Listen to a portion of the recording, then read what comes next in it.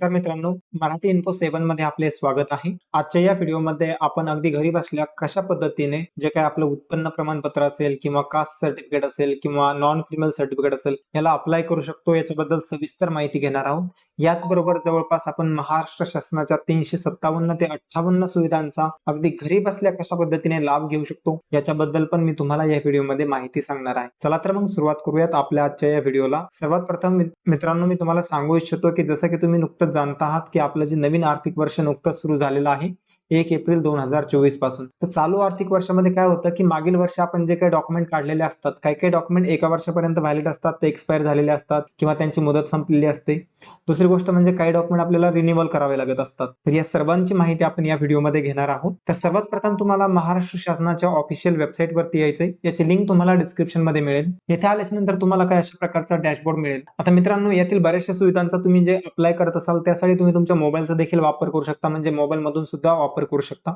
Simply तुम्हाला काय करायचे, 3 डॉट वरती क्लिक करून डेस्कटॉप मोड एनेबल करायचं. तर अशा प्रकारचा डॅशबोर्ड तुम्हाला तुमच्या मोबाईल वरती सुद्धा दिसेल. आता इथे आल्यानंतर जर तुम्ही याआधी रजिस्ट्रेशन केलेलं असेल तर तुम्हाला सिंपली लॉग इन व्हायचं. इथे युजर नेम टाकायचं, इथे पासवर्ड टाकायचा आणि लॉग इन व्हायचंय. परंतु जर तुम्ही नवीन युजर असाल, फर्स्ट टाइम तुम्ही या वेबसाईटला व्हिजिट करत असाल तर तुम्हाला येथे सर्वात प्रथम नोंदणी करावी लागेल. तर ती नोंदणी करण्यासाठी तुम्हाला नवीन युजर येथे नोंदणी करा यावरती क्लिक करायचंय. याचबरोबर तुमच्या समोर असा डॅशबोर्ड दिसेल. येथे तुम्हाला 2 पर्याय दिसतील, पर्याय 1 आणि पर्याय 2. दोन्ही प्रकारे तुम्ही नोंदणी करू शकता. सर्वात सोपी जी पद्धत आहे ती पर्याय 1 ची आहे. येथे तुम्हाला क्लिक करायचंय. त्यानंतर तुम्हाला इथे तुमचा फक्त जिल्हा निवडायचा, मोबाईल नंबर टाकायचा आणि एक युजर नेम चूज करायचंय. दुसरा जो पर्याय आहे येथे तुम्हाला तुमचे डॉक्युमेंट वगैरे अपलोड करावे लागतील, जसे की तुम्ही इथे बघू शकता आणि बरीचशी माहिती तुम्हाला इथे भरावी लागेल. तर आपण सिंपल प्रोसेसने जाणून घेऊया. तर येथे आल्यानंतर तुम्हाला तुमचा जिल्हा निवडायचा आहे. इथून तुम्ही जिल्हा निवडू शकता. जिल्हा निवडल्याच्या नंतर तुम्हाला तुमचा मोबाईल नंबर येथे एंटर करायचा आहे आणि ओटीपी पाठवा यावरती क्लिक करायचंय. त्यानंतर येथे तुम्हाला एक तुमचं युजर नेम सुद्धा निवडायचंय. तुम्हाला येथे तुम्ही तुमच्या नावाचे अक्षर वगैरे निवडू शकता.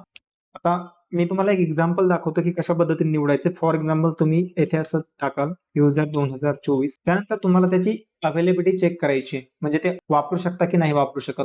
तर येथे क्लिक केल्यानंतर तुम्ही इथे बघू शकता की आधीच कोणतरी निवडलेलं आहे किंवा कोणाकडे तरी आहे अवेलेबल. त्यामुळे आपण हे निवडू शकत नाही. जर असा SMS येत असेल किंवा असा एरर येत असेल तुम्हाला, तर सिंपली ओके करायचंय आणि तुमचं युजर नेम चेंज करायचंय. तर फॉर एक्झाम्पल आपण जर इथे 2025 केलं तर तुम्ही इथे बघू शकता तुम्हाला असं लिहून येईल, you can use this user name, म्हणजेच हे तुम्ही युजर नेम वापरू शकता.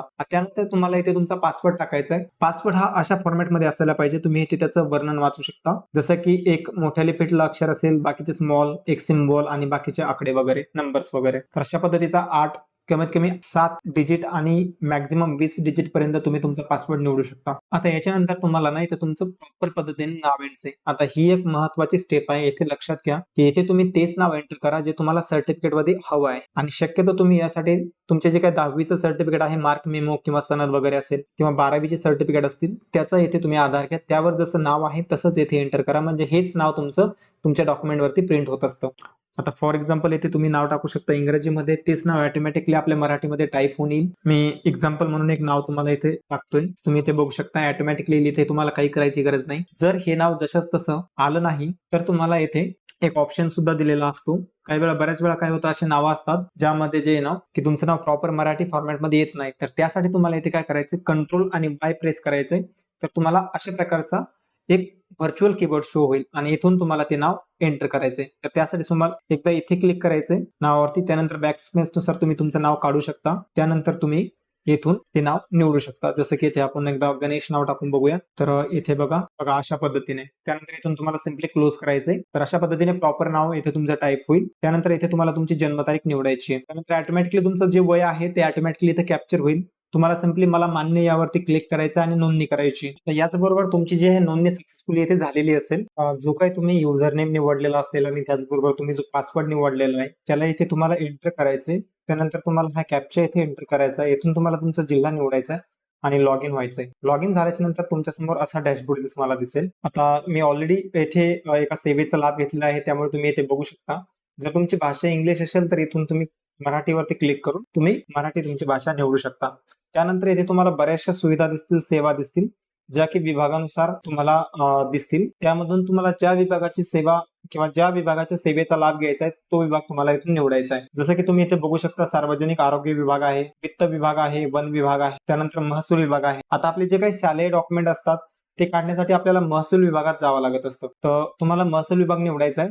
त्यानंतर इथे आल्यानंतर परत बरेचसे उपविभाग तुम्हाला इथे दिसतील. यातून पण तुम्ही निवडू शकता. जसं की इथे महसूल सेवा आहे, नोंदणी महानिरीक्षक आहे, भूमी अभिलेख विभाग आहे. तर परत एकदा तुम्हाला महसूल सेवा यामध्ये क्लिक करायचंय. आता तुमच्या समोर तुमचे जे डॉक्युमेंटची लिस्ट तुम्हाला दिसेल. यामधून तुम्हाला ज्या डॉक्युमेंटसाठी अप्लाय करायचंय तो डॉक्युमेंट तुम्हाला निवडायचंय.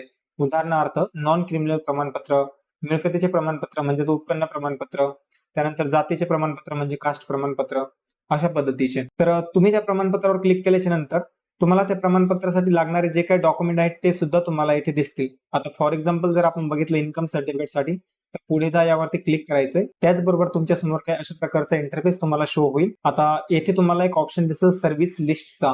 तर येथे तुम्हाला क्लिक करायचंय. त्यानंतर येथे परत तुम्हाला सर्व सुविधांचं इथे सेवा दिसतील. यातून तुम्हाला जे सेवेचा लाभ घ्यायचा ती निवडायची. उदाहरणार्थ मिळकतीचे प्रमाणपत्र म्हणजे इन्कम सर्टिफिकेट बघू. त्यानंतर इथे तुम्ही बघू शकता अशा प्रकारे तुम्हाला डॉक्युमेंटची लिस्ट दिसेल.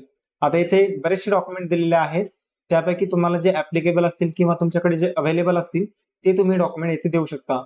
जसं की तुम्ही इथे बघू शकता तुम्हाला किमान एक डॉक्युमेंट द्यायचं आहे या 9 डॉक्युमेंट पैकी. तसंच इथे तुम्ही बघू शकता. अशा पद्धतीने तुम्ही इतर सुविधाचा सुद्धा लाभ घेऊ शकता. जसं की फॉर एक्झाम्पल आपण जर बघितलं आपलं जे काही कास्ट सर्टिफिकेट आहे त्यासाठी जर आपण बघितलं तर इथे पण तुम्ही बघू शकता डॉक्युमेंटची पूर्ण लिस्ट तुम्हाला दिसेल. तर अशा पद्धतीने तुम्हाला हव्या असलेल्या सेवेचा तुम्ही लाभ घेऊ शकता. तुम्हाला इथे उपविभाग निवडायचा आहे फक्त. उदाहरणार्थ तुम्ही जर इथे पाणी पुरवठा व स्वच्छता विभागात गेलात तर इथे पण बऱ्याचशा सुविधा तुम्हाला दिसतील. जसं की मालकी हक्कात बदल करणे, थकबाकी नसल्याचा दाखला. त्यानंतर अन्न व नागरी पुरवठ्यामध्ये तुम्ही शिधापत्रिका संबंधित बऱ्याचशा सेवांचा लाभ घेऊ शकता.